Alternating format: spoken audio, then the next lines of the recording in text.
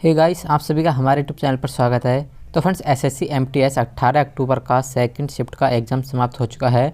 और फ्रेंड इस शिफ्ट में जितने भी जीके प्लस मैथ और रीजनिंग के क्वेश्चन पूछे गए हैं, हम आपको 100% रियल क्वेश्चन कराएंगे।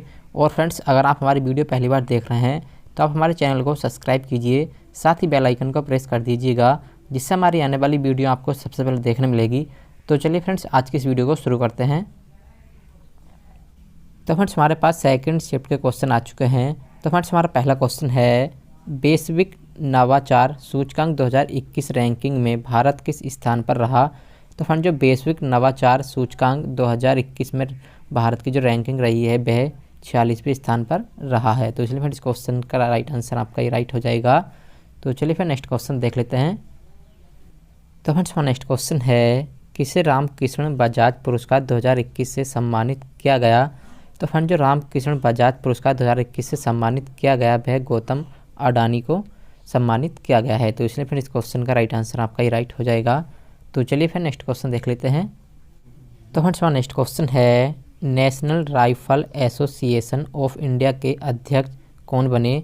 तो फ्रेंड, जो national rifle association of India के अध्यक्ष बने हैं वह रणिंदर सिंह बने हैं। तो इसलिए फिर इस क्वेश्चन का राइट आंसर आपका ही राइट हो जाएगा। तो चलिए फिर नेक्स्ट क्वेश्चन देख लेते हैं। तो फ्रेंड्स, हमारा नेक्स्ट क्वेश्चन है, फेसबुक इंडिया ने किसे डायरेक्टर ऑफ पब्लिक पॉलिसी नियुक्त किया। तो फ्रेंड, जो फेसबुक इंडिया ने डायरेक्टर ऑफ पब्लिक पॉलिसी नियुक्त किया है वह राजीव अग्रवाल को नियुक्त किया है। तो इसलिए फ्रेंड इस क्वेश्चन का राइट आंसर आपका ही राइट हो जाएगा। तो चलिए फिर नेक्स्ट क्वेश्चन देख लेते हैं। तो फ्रेंड, इनसे एक क्वेश्चन हमारा ये पूछा गया था, श्रृंखला में आपको लुप्त पद बताना है कि यहाँ पर क्वेश्चन मार्क के स्थान पर कौन सी संख्या आएगी। तो यहाँ पर फ्रेंड सबसे पहले देख लीजिए किस प्रकार की यहाँ पर सीरीज चल रही है, उसी प्रकार से आपको यहाँ पर अगली संख्या का निकालना है। ठीक है, तो यहाँ पर मैं आपको समझाने के लिए इनके कोड लिख देता हूँ। जैसे कि एस का कोड जो होता है हमारा 24 कोड होता है, और बी का कोड जो होता है हमारा 22 होता है, एस का कोड जो होता है हमारा 19 कोड होता है, ओ का कोड जो होता है हमारा 15 कोड होता है। तो यहाँ पर देख लीजिएगा फ्रेंड्स कि यहाँ पर माइनस के 2 हो रहे हैं, और यहाँ पर -3 हो रहे हैं, और यहाँ पर -4 हो रहे हैं। तो हमें अगली संख्या निकालने के लिए उसमें -5 कर देने होंगे। जब -5 करेंगे तो 10 आ जाएगा। ठीक है, और 10 जो कोड होता है हमारा जे का कोड होता है।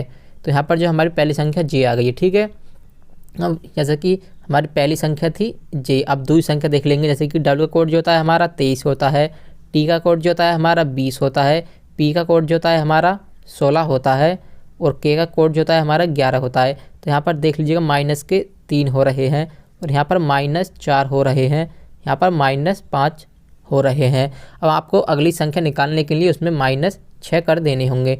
जब -6 करेंगे 11 में से तो ये जो आ जाएगा 5 आ जाएगा, और 5 जो कोड होता है वो हमारा ई का कोड होता है। ठीक है, अब उसी प्रकार तीसरी संख्या देख लीजिएगा। जैसे कि ए का कोड 1 होता है, सी का कोड जो होता है हमारा 3 होता है, एफ का कोड जो होता है हमारा 6 होता है, और जे का कोड जो होता है हमारा 10 होता है। तो यहाँ पर देख लीजिएगा प्लस के 2 ऐड हो रहे हैं। ठीक है, प्लस के, और यहाँ पर जो है इस संख्या में प्लस के 3 ऐड हो रहे हैं, अगली संख्या में प्लस के 4 हो रहे हैं, फिर अगली संख्या में जो हमें 5 ऐड कर देने होंगे। तो जो अगली संख्या में जे 10 में अगर 5 ऐड करेंगे 15 आ जाएगा, और 15 जो कोड होता है हमारा ओ का कोड होता है। तो यहाँ पर जो हमारा पद आ जाएगा JEO आ जाएगा। तो आप इस क्वेश्चन को इस प्रकार से सॉल्व कर सकते थे। तो चलिए नेक्स्ट क्वेश्चन देख लेते हैं।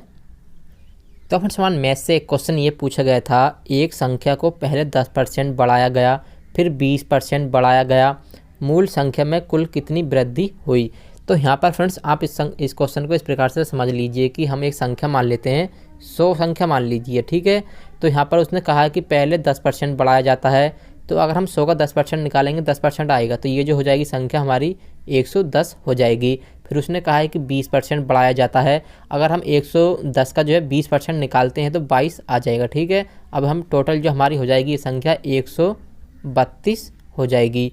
तो यहाँ पर देख लीजिए, फिर उसने कहा है कि मूल संख्या कुल कितनी वृद्धि हुई है। तो पहले कितनी थी हमारी 100 थी, अब कितनी होगी 132 होगी है। तो यहाँ पर कितने का फ़र्क है, यहाँ पर 32 का अंतर है। तो यहाँ पर जो वृद्धि हुई है 32 की वृद्धि हुई है। तो आप इस क्वेश्चन को इस प्रकार से सॉल्व कर सकते थे। तो चलिए नेक्स्ट क्वेश्चन देख लेते हैं। तो हमारे नेक्स्ट क्वेश्चन है, नागौर मेला भारत के किस राज्य में आयोजित होता है।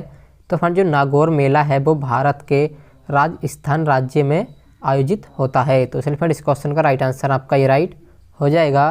तो चलिए फिर नेक्स्ट क्वेश्चन देख लेते हैं।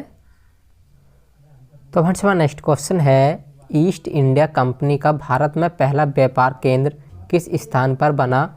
तो फ्रेंड जो ईस्ट इंडिया कंपनी का भारत में पहला व्यापार केंद्र बना था वह सूरत में बना था। तो इसलिए फ्रेंड इस क्वेश्चन का राइट आंसर आपका ये राइट हो जाएगा। तो चलिए फिर नेक्स्ट क्वेश्चन देख लेते हैं।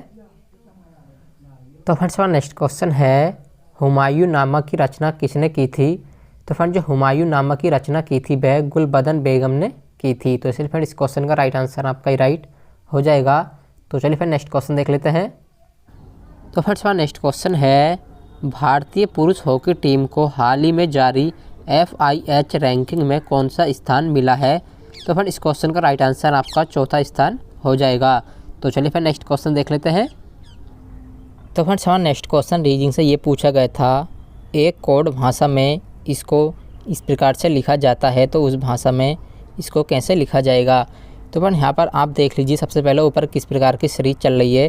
तो यहाँ पर देख लीजिए कि F और G O P A B G और H, तो इन्होंने जो है पहला शब्द जो है दूसरे स्थान पर लिखा है और दूसरा शब्द जो है पहले स्थान पर और तीसरा शब्द जो है वो चौथे स्थान पर और चौथे शब्द का जो स्थान है वो उन्होंने तीसरे स्थान पर लिखा है। तो हमें भी अब यहाँ पर इसी प्रकार से करना है, एक एक जोड़ कर लिखा गया है तो हम भी इसमें एक एक जोड़ कर लिख देंगे।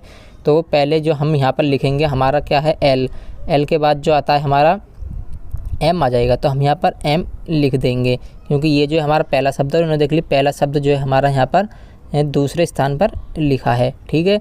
फिर इन्होंने जो है दूसरा शब्द जो है पहले स्थान पर लिखा है। तो हम यहाँ का जो है दूसरा स्थान हमारा A है तो A के बाद क्या आता है B आता है। तो पहले स्थान पर हमारा B आएगा, फिर दूसरे स्थान पर M। अब जो है M के बाद जो आएगा हमारा N आएगा। तो N जो होगा हमारा लास्ट में आएगा, यहाँ पर आएगा N, ठीक है।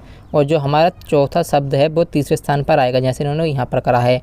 तो B के बाद जो आता है C आता है तो हम C को यहाँ पर लिख देंगे। तो हमारा जो कोड आ जाएगा BMCN आ जाएगा। तो आप इस क्वेश्चन को इस प्रकार से सॉल्व कर सकते थे। तो चलिए फिर नेक्स्ट क्वेश्चन देख लेते हैं। तो फ्रेंड्स हमारा नेक्स्ट क्वेश्चन है, एक लेख का विक्रय मूल्य लागत मूल्य का 13/12 है, लाभ प्रतिशत क्या है। तो यहाँ पर फ्रेंड्स आप इस क्वेश्चन को इस प्रकार समझिए कि कोई वस्तु जो थी 12 रुपये की हमने खरीदी है और वो 13 रुपये की बेच दी गई है तो उसे कितना फ़ायदा हुआ है, 1 रुपये का फ़ायदा हुआ। कितने रुपये लगाने के बाद, 12 रुपये लगाने के बाद। तो 100% का निशान लगा देंगे। यहाँ पर प्रतिशत में पूछा है तो इसे हम 4 से काट लेंगे, 4 तिया 12 और यहाँ जो आ जाएगा आपका 25 आ जाएगा। तो ये जो आ जाएगा 25/3% का लाभ हुआ है, ठीक है। तो आप इस क्वेश्चन को इस प्रकार से सॉल्व कर सकते थे। तो चलिए फिर नेक्स्ट क्वेश्चन देख लेते हैं। तो फ्रेंड्स हमारा नेक्स्ट क्वेश्चन है, विश्व स्वास्थ्य संगठन WHO के कार्यकारी बोर्ड के अध्यक्ष के रूप में किसे चुना गया है। तो फ्रेंड इस क्वेश्चन का राइट आंसर आपका डॉक्टर हर्षवर्धन हो जाएगा। तो चलिए फिर नेक्स्ट क्वेश्चन देख लेते हैं। तो फ्रेंड्स हमारा नेक्स्ट क्वेश्चन है, नीति आयोग के संदर्भ में टी का क्या अर्थ है। तो फ्रेंड जो नीति आयोग के संदर्भ में टी का अर्थ है वह ट्रांसफॉर्मिंग है। तो इसलिए फ्रेंड इस क्वेश्चन का राइट आंसर आपका ये राइट हो जाएगा। तो चलिए फिर नेक्स्ट क्वेश्चन देख लेते हैं।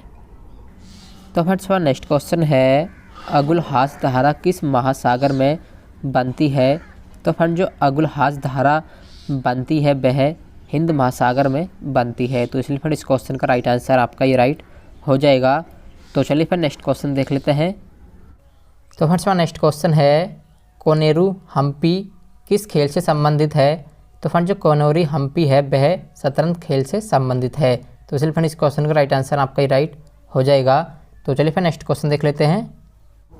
तो फ्रेंड्स हमारा नेक्स्ट क्वेश्चन है, महात्मा गांधी द्वारा संचालित पहला किसान आंदोलन कौन सा था। तो फ्रेंड जो महात्मा गांधी द्वारा संचालित पहला किसान आंदोलन था वह चंपारण आंदोलन था। तो इसलिए फ्रेंड इस क्वेश्चन का राइट आंसर आपका ही राइट हो जाएगा। और फ्रेंड इस चैप्टर क्वेश्चन हमें यही मिले थे। उम्मीद है आपको ये वीडियो पसंद आई होगी। अगर पसंद आई हो तो वीडियो को लाइक और चैनल को ज़रूर सब्सक्राइब करें। तो मिलते हैं अगली वीडियो में, जब तक के लिए जय हिंद, जय भारत।